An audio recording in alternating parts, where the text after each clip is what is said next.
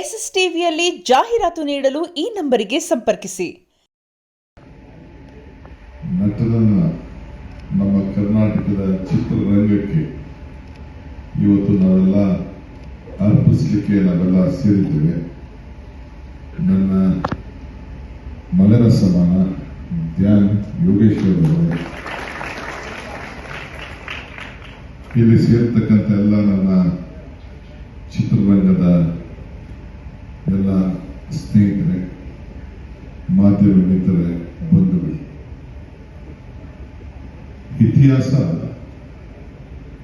ಯಾರು ಕೂಡ ಮರೀಲಿಕ್ಕೆ ಸಾಧ್ಯ ಇಲ್ಲ, ತಪ್ಪಿಸಲಿಕ್ಕೆ ಸಾಧ್ಯ ಇಲ್ಲ.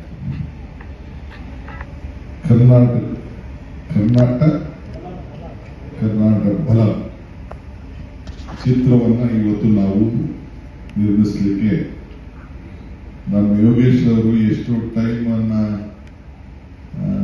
ಉಳಿಸ್ಕೊಂಡಿದ್ದಾರೆ ನನಗೆ ಗೊತ್ತಿಲ್ಲ. ಒಬ್ಬ ಶಾಸಕರಾದವರಿಗೆ ಅದೇ ಜವಾಬ್ದಾರಿ ಇರ್ತದೆ. ಆದ್ರೂ ಕೂಡ ಮೊದಲಿಂದ ಸಾಧನೆ ಮಾಡಬೇಕು ಅಂತ ಹೇಳಿ ಸೈನಿಕ, ಈ ದೇಶದ ಒಬ್ಬ ರಕ್ಷಣೆ ಮಾಡಂತ ಒಬ್ಬ ಸೈನಿಕನ ಹೆಸರಿನಲ್ಲಿ ತಾನೇ ಪಾತ್ರವನ್ನು ಮಾಡಿ ಚಿತ್ರರಂಗದ ಪಕ್ಕೆ ಅವರು ಹೆಜ್ಜೆಯನ್ನು ಇಟ್ಟರು. ಇವತ್ತು ಅವರ ಸುಪುತ್ರ, ಆತನ ಹಾವಭಾವ, ಶ್ರಮ, ಬಲ, ಜ್ಞಾನ ಎಲ್ಲ ನೋಡಿದ್ರೆ ಈ ಹೊಸ ಲೋಕಕ್ಕೆ, ಹೊಸ ಜನರೇಷನ್ಗೆ ಮತ್ತೆ ನಮ್ಮ ಇತಿಹಾಸವನ್ನ ನೆನಪು ಮಾಡುವಂತ ಒಂದು ದೊಡ್ಡ ಅವಕಾಶವನ್ನ ಯೋಗೇಶ್ ಪುತ್ರನ ಮುಖಾಂತರ ಈ ಒಂದು, ಈಗ ಸೈನಿಕ ಇದ್ದವನು ಈಗ ಮಹಾರಾಜ ಆಗಿದ್ದಾನೆ.